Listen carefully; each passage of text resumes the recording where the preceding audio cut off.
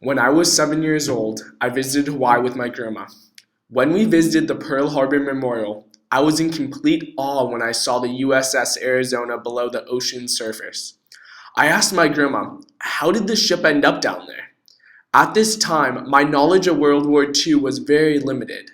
So when she told me about what happened and how she was there, I formed an instantaneous fascination in World War II. My grandma Leatrice Inouye was born on January 10, 1941 in Honolulu, Hawaii. She has 9 siblings who were also born in Honolulu, Hawaii, 7 of which were older than her, with the oldest being 89 today.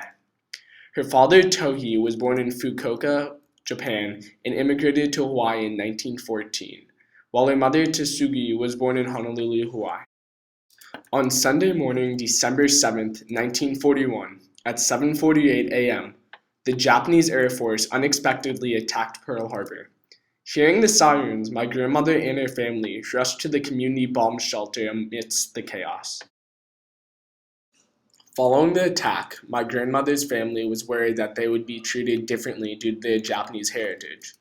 Luckily, Hawaii's population was a cosmopolitan of nationalities, including a large Japanese population. On April 1, 1940, the population in Hawaii was roughly 422,770 people, with 37.9% of these people being at least part Japanese. On February 19, 1942, President Franklin D. Roosevelt passed Executive Order 9066. This in essence gave the United States government the power to relocate Japanese Americans to one of 10 internment camps located in California, Idaho, Utah, Arizona, Wyoming, Colorado, and Arkansas. People who were relocated to these camps oftentimes would lose business and property since they were unable to maintain their assets. Living in that zone were more than 100,000 persons of Japanese ancestry, 2/3 of them American citizens, 1/3 aliens. We knew that some among them were potentially dangerous. Most were loyal. But no one knew what would happen among this concentrated population if Japanese forces should try to invade our shores. Military authorities therefore determined that all of them, citizens and aliens alike, would have to move. Over 110,000 Japanese Americans living on the West Coast were put in these internment camps.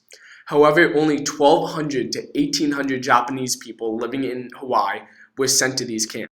Unlike the Japanese on the mainland, Japanese people in Hawaii were for the most part fortunate when it came to relocation camps as well as being sent back to Japan.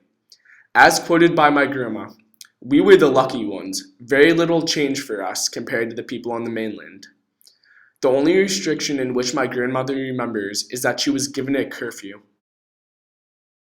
In 1943, Hawaii was not an official state, but to prove loyalty to the United States, a lot of Japanese American men enlisted in the Army. In 1943, when the Army dropped its enlistment ban on Japanese, they called for 1,500 Japanese volunteers to join the war effort. However, over 10,000 showed up, including her oldest brother Frank Inouye and her cousin Daniel Inouye. In the war, Frank was stationed in Italy and was a translator. Meanwhile, Daniel was a sergeant and was shot in the stomach and had his right arm blown off during combat in Tuscany, Italy. Daniel received both the Medal of Honor and Purple Heart for his courage. During the war effort, my grandmother remembers her father thinking about sending one of her older brothers to Japan in order to manage their family's tea farm. However, when her mother refused, they began sending money to relatives in Japan.